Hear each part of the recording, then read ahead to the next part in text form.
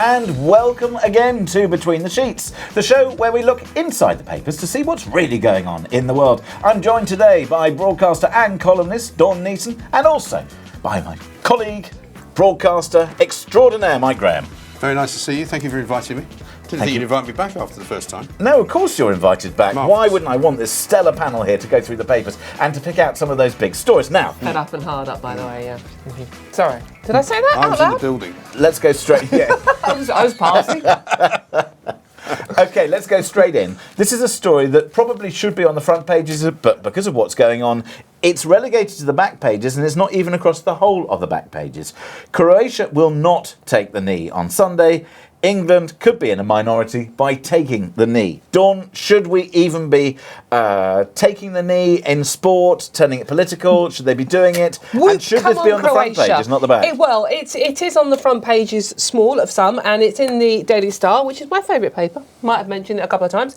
But the Daily Star have gone on Gareth Southgate rousing speech to his players about their... Yeah, that's not normally what you associate Gareth Southgate with. It's not exactly Henry V at Antiquator, true patriots, and he quotes his granddad, who was a Second World soldier and a fierce patriot, and then he agitates every football fan in the country by saying, but the more you boo us, the more we're all going to take the knee. I'm going to make the players take the knee. And the players are going, I just want to play football. But you know what? Just let me play football. I smell the hand of a PR machine working here, because clearly what's happened is they've said to Gareth, you know, what you want to do is appeal to those people who are booing the players who are taking the knee by being patriotic. Talk about the war. Yeah, exactly.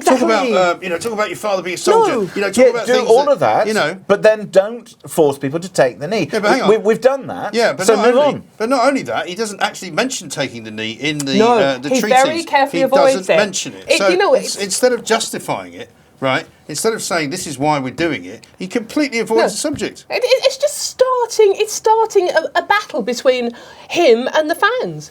Do you think that it makes people? Do you think that it will make people support our team, our national team, less if they do that? It will, absolutely. Yes, I've already seen think loads of people on social media, and I know that you can't necessarily say that is a barometer of what's going to happen, but loads of people on social media saying, for the first time, I'm not going to support England in this tournament. Other people saying, I hope they lose every game. You know, people are really annoyed about this, because apart from anything else, and Dawn is a football fan, a proper football fan. You know, she goes to watch it every week, week in, week out. Sorry. West Ham. Mm-hmm. They've done very well this year, by the way. They have, yeah. And in Europe, I think. Yes, because I wasn't watching them every week. You'd have to start going to places like, Azerbaijan for the qualifying section of the Europa League. It'd be nice for you. But the point is that, you know, people pay their money, they boo. They like booing. They boo for a lot of reasons. They're booing this because they don't like it. And for Gareth Southgate to come out in an arrogant and ridiculously kind of pompous way to basically say, if you're booing us, you're a racist and you don't understand why we're doing it. No. Sorry, get stuffed, mate. Exactly. We are not racists. We are actually sick of being patronised and preached to by a bunch of multi-millionaires who most of them just want to get on and play football themselves. It's not going to make me stop supporting England, by the way. I'm still going to be patronised. Because I think you could... Am I right in saying that you can divorce the two things? So we all know that there is a racism problem in sport and in particular in football. Yes. So that needs to be addressed. Yes. However, this you are not going to address it by taking the knee. That doesn't address the very specific problem in football, which is also about some of those fans and the way they behave.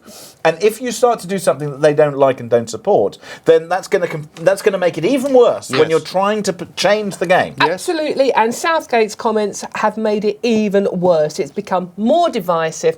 There is more hatred now. There's more division. There's more. You've been a national newspaper editor. Racism. What do you persuade them to do before this tournament starts? Do you get them to just drop it quietly, or do they drop it within? And then we say we're tackling racism. We won't be doing the knee. What do they do now? I think we say we are tackling racism. We are not going to stand for racism, but we are not taking the knee anymore. That political symbolism and lecturing and preaching has gone. Now we are going to concentrate on winning games and winning There's nothing wrong also with saying we have listened to the fans, right? Because don't forget, it was only a month or so ago that we had the Super League suggestion, right? All of these big clubs were going to go. And then guess what? We were told, not only by all of the kind of powers that be in football, but also even by the Prime Minister and others, that, you know, the fans are the most important part of the game. It's all about them. It's all about the heritage of the game. Apparently it's not anymore, because now it's all about Gareth Southgate and his woke mates who want to kneel down for something that they don't even understand. And so I think what they should do is is they should say, look, we've listened to the fans.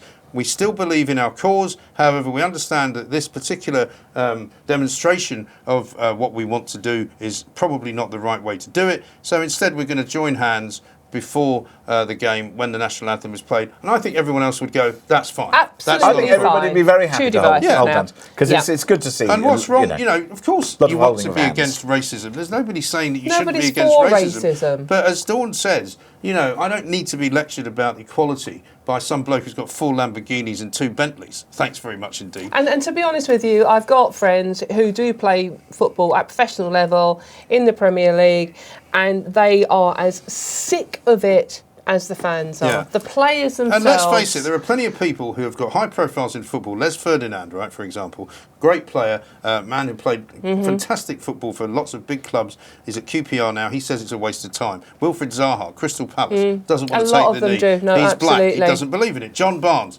doesn't believe in it, thinks it's a waste of time. But stop patronising us. This is not racism if we disagree with it. And Brentford Football Club, right, which is slightly close to my heart because I believe I had a relative that used to play for them many years ago, or at least that's what my dad told me. I'm not sure if it was true. But so I've got a bit of a soft a wild way in which your father got you to spot. support them. Yeah, just a bit of a soft spot for Brentford. They have not been taking the knee since February. They are now in the Premier League next year, so they're big time. They're on television. They are saying they will not be taking the knee. They'll be the first Premier League team not to take the knee. Well done, Brentford. Now, that's what I said. They will be the pebble that breaks the dam. Because that's the beginning of it. Meanwhile, there is a lot of footballer chat. Declan Rice, who I've never heard of, plans to drink his first ever pint if England win the Euro 2020. He's a West Ham player. Yeah, I know. I just did it to rile you. Oh, congratulations. What do you mean he's going to drink his first ever pint because he's never drunk a pint before? He's never drunk a pint before. He's going to drink it if they win.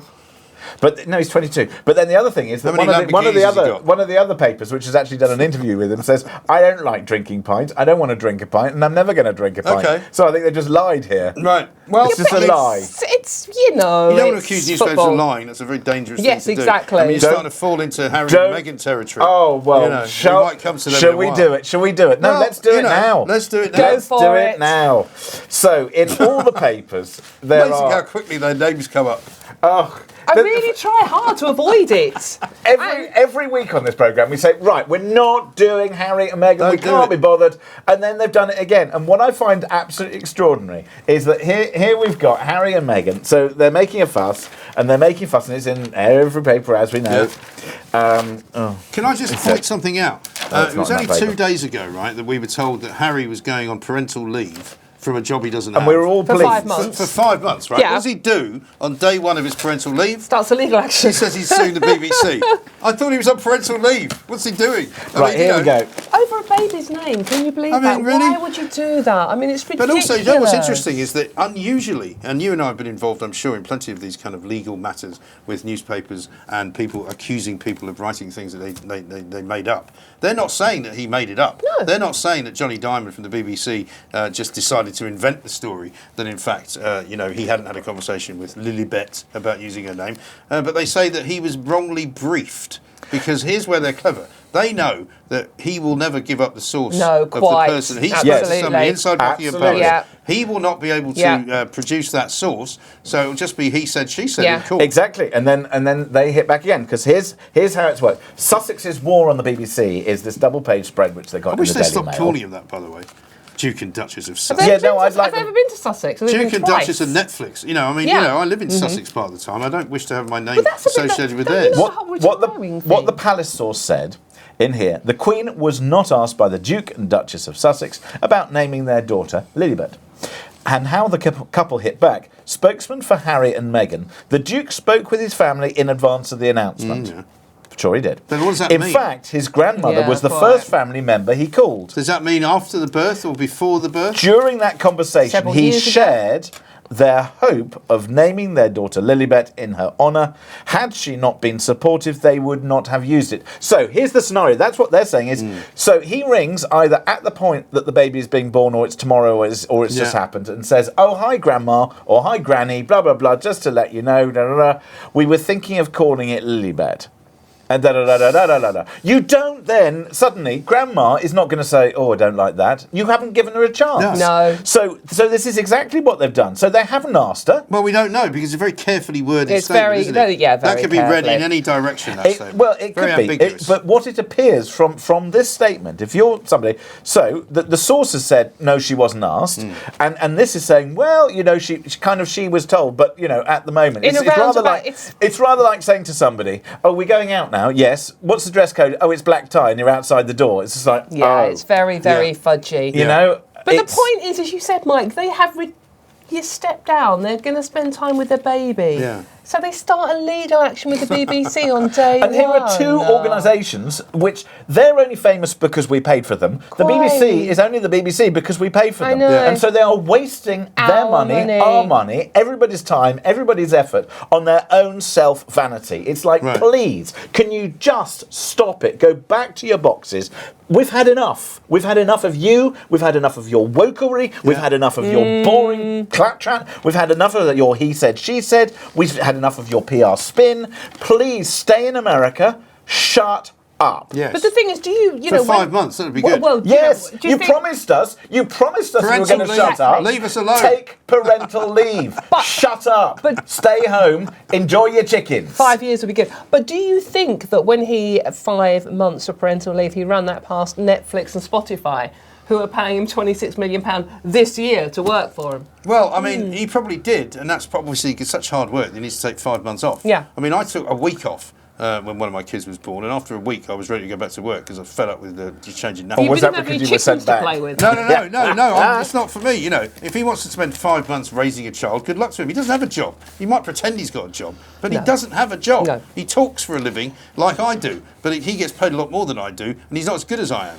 I know, so go figure. But he talks into a microphone, does podcasts, does interviews, talks about his pain, talks about how awful it all is. But the only reason that he has access to such good names is because he was part of an institution that gave him that access. Yeah, of course. Absolutely. Without that, he has nothing. But when you say good names, he doesn't have access to good names at all. I mean, he sits there because he's a member of the royal family. They continue to use the titles, the Duke and Duchess of Sussex. Well, her book. They've called their child after the Queen of Great Britain and the former Princess of Wales, and yet they pretend they don't want to be any part of the royal family. Well, it's complete balderdash. They want the upside. They don't want the downside. They want to have their side of the story. Downside. They don't What's want the downside? I can imagine that living in that gilded cage is hideous. No, it isn't. Rubbish. How is it hideous?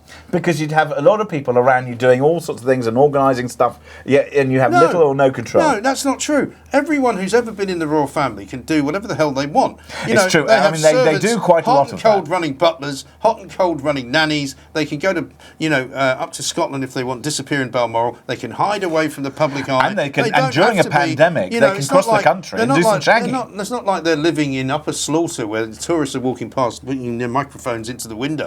They can hide away for months on end. They can if they want to, but these two, they don't want to hide away. They don't want to hide away. This is the thing. They pretend they want to hide away. Their life has not been is hideous. I'm sorry that Harry's mother was killed. I'm sorry that she died. Lots of people have parents who die. Lots of parents have difficult trauma with their children. Some parents have children that die. And lots of parents do part their own separate ways. But what they don't have is a £30 million trust fund to make things a little bit easier. Well, they've certainly made good advantage of that. What I'm curious about is why haven't they used the name Doria, Meghan's beloved mum, anywhere in the baby's name? Wouldn't you have thought they'd have paid tribute that would have to been Doria? nice. That would have been nice if they'd had Diana Doria.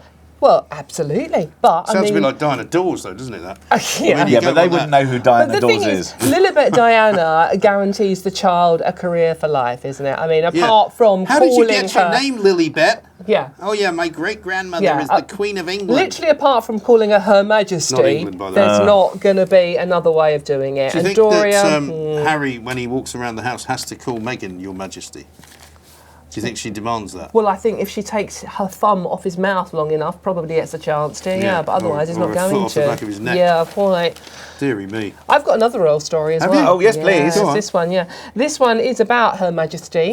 Lovely. Oh, she rocks a pair of... bless her. Yeah, look, God bless her. She rocks a pair of sunglasses. Well, this is, she's been dubbed the #1 symbol of white supremacy in an attack by an academic, one of those types. Dear. This is Professor Keyhind Andrews. Oh, we know him. Yes, he's a troublemaker. Absolutely, who teaches Black Studies at Birmingham University. He's an angry young man. And absolutely, and he actually said on TV the other day, if we are honest, the Queen is the #1 symbol of white supremacy in the world. How do you work that out? That is what she represents. What else could you say? Well, an awful lot. You could say, What else shut I could up, say? basically. Here's what I say to, what's his name?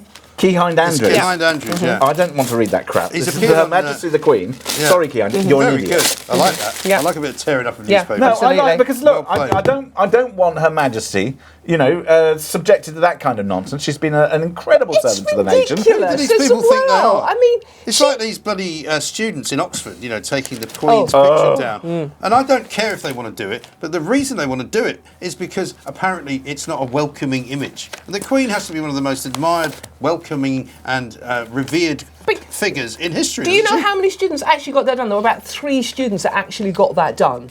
And the Queen is almost single-handedly responsible for decolonising the empire. But then the other point is that, you see, I don't mind whatever they want to put up in their common room, put it up. And there are lots of articles today about the rights and the wrongs and the wherefores. And then the president of the college, the college, it was Magdalen, the Magdalen College, has been defending them and saying this is all about free speech. The problem I have is not about them defending free speech and deciding what they want to do. It's the reasons behind it, which are both wrong and unnecessary. And also quite disrespectful. I don't ask to have people respect other So I don't people mind if much. they want to change the art, but I do mind if you have a situation where they're just sort of, I don't know, they're just coming out with their views. I mean, there's a wonderful It's ridiculous. It is ridiculous. I mean, there's an absolutely sort of veritable feast of discussions within today's Telegraph, which does.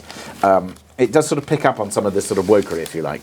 So we've got. Well, I mean, you need a whole section now, don't you? I mean, you literally have to have a wokery section. Well, you could start in a newspaper. you could start an entire newspaper I mean, you have on it, to to be have a honest with 24-page you. pull-out every single day. Well, So you there's an article here about Anna Pasternak, who took part in last week's ugly debate and is troubled by the new mood in student circles. I defended the Queen and was booed. If you to have a situation where you defend the Queen because somehow somebody has linked.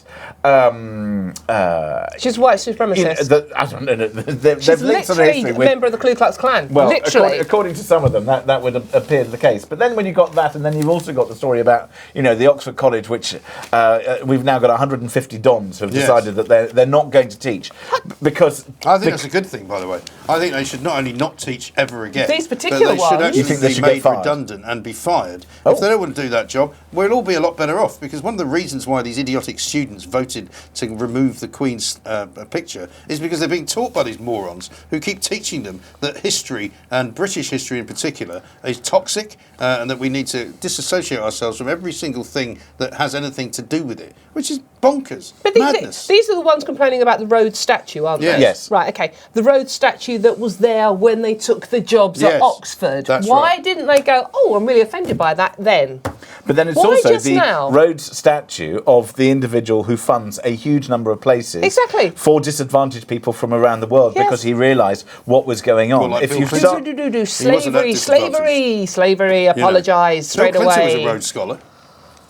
yes, Well, I mean, he wasn't that disadvantaged. I mean, can we get an apology for that? Yeah, well, I think Everyone we should apologise for everything now. Yeah, I'm sorry. I'm sorry. very I'm sorry. sorry for existing. I'm sorry. I mean, there was a great piece actually by Rod Liddle at the weekend who said that now, and this was in the wake of the Ollie Robinson story about the cricket board. Sounds like it was in the woke. Yeah, and he was basically saying, look, we now not only have to apologise for the things that we have said recently, but we now have to apologise for saying things about something before it was wrong to say it. Yeah. That's kind of where we are. So, if you said something 20 years ago that you shouldn't have said today, you have to apologise for saying it from 20 years ago. Well, where's even Harry's though 20 years apologies ago. for wearing the uniform and saying what he said and calling people what he called them? Well, Yeah. we don't seem to have found that anywhere. No. And lying live on TV about his entire family, whilst protesting about mental health, and then chucking his entire family under the Yes. bus mental health-wise. Yeah. And also lying about his secret wedding, which apparently didn't take place 3 days before the real wedding. Well, which never he did actually told the happen. truth. It was her who lied about Well, that.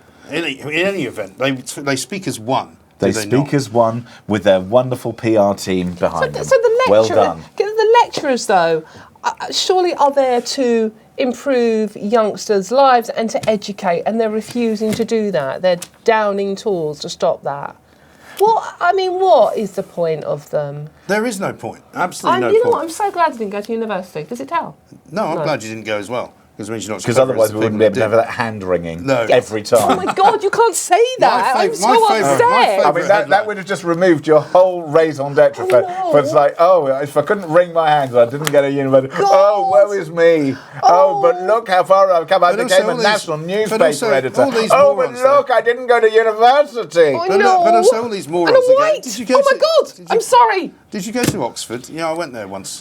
Stopped off on the train, didn't like it much, kept going.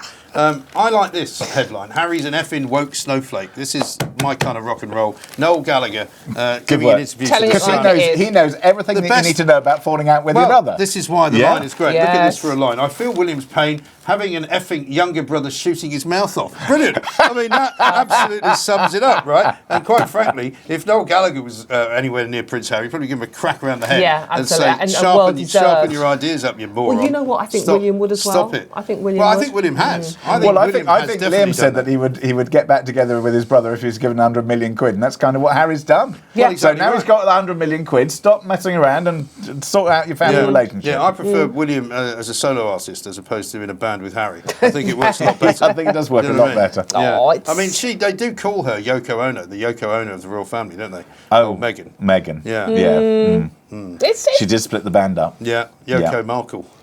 Yeah, it's actually... In fact, there are some clever people who have called her Woko Ono. Oh. I like that. Oh, it's very clever. It is. The Guardian Media Group has announced that its chief executive, Annette Thomas, has decided to leave the company at the end of June. Yeah.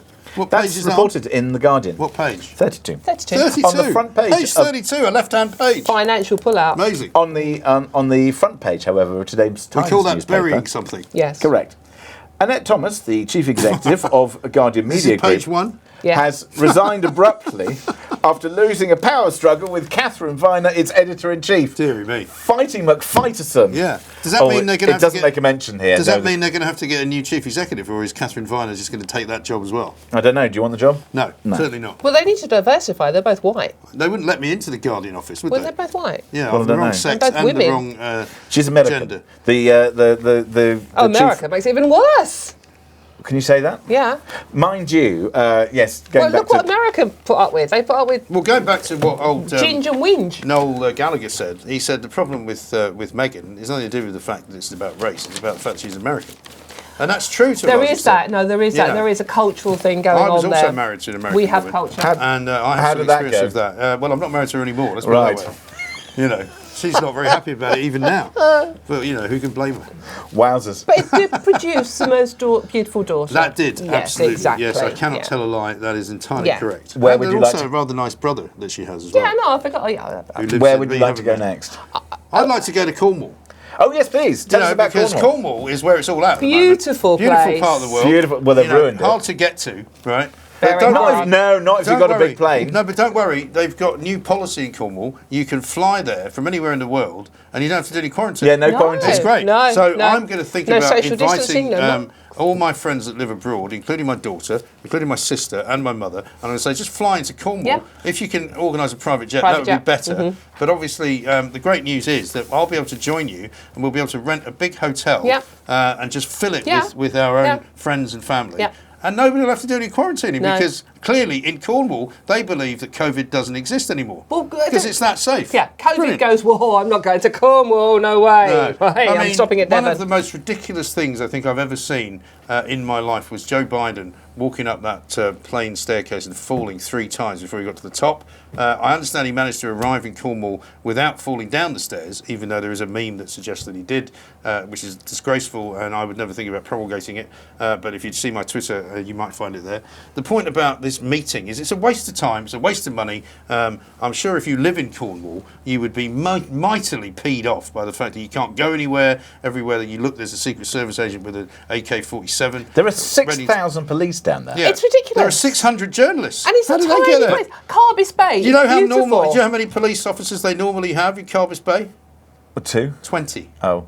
It's tiny. In the it's whole of nothing St but the Ives, hotel. 20. They've now got, as you say, 6,000. 6,000. just- I mean, the other They've thing is, also got about it 6,000. does. I mean, look, on the positive side, What? it does.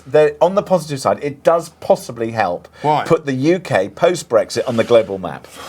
And if the UK could do anything to stick two fingers up to our dear European friends and Ursula von der Leyen saying, you must sort this problem out, blah, blah, blah. It's just like, go on, stuff your sausages up yours. Yeah. Let's get on with our lives. We're a global nation on the global stage. Yes, except that if you come from Europe, after the G7 has left Cornwall, you won't be allowed in without quarantine. No. Good. So, well, you say good, but actually, how is the point of putting us on the global stage if and nobody else can do what they do? But we're all in it together. We can all go wherever we want. Yeah, the danger is if you look inside your papers, we're already being guarded up for a third wave. No, not doing a third wave. No, not doing a third wave. I mean, you talked about the arts. Andrew Lloyd Webber is the sort of guy that should be running whatever the equivalent of the Arts Council will be after we've burned it to the ground, because he knows about the arts. He's a successful producer, promoter, as it says here, entrepreneur. Standing ovation, please, for Andrew Lloyd Webber, the great impresario, who has vowed to reopen his theatres on June the 21st. Absolutely. Even if the government delays the lifting of restrictions. So well done. Big up. That's big up to Andrew Lloyd Webber. Well, they're going to arrest him. If he actually does this, they're going to arrest him. I think the nation has now decided. We've done the vaccination thing.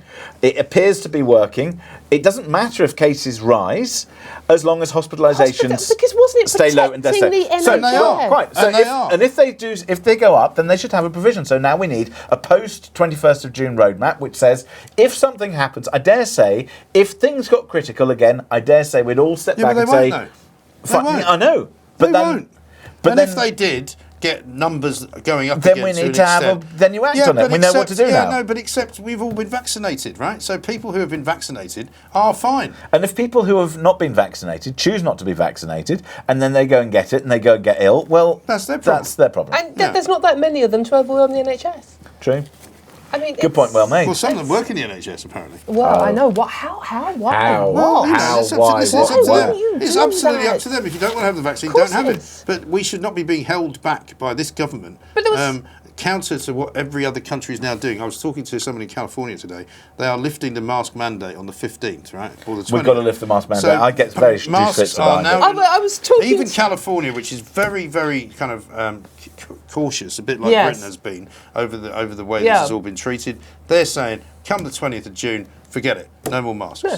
But I was talking to a virologist the other day, and he was explaining to me. I know I'm doing a lot of talking to virologists. Right. Whoever thought I didn't even know what virologists were this time. No, me neither, and I don't want to hear it again. But let alone epidemiologists.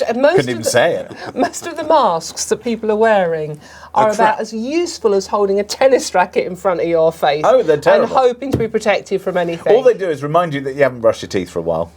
Why haven't you brushed your teeth for a while? Well, because you might have been out, or alternative, if you've been out in the lash, then that whole. Well, quite. And why weren't we invited? Yeah, exactly.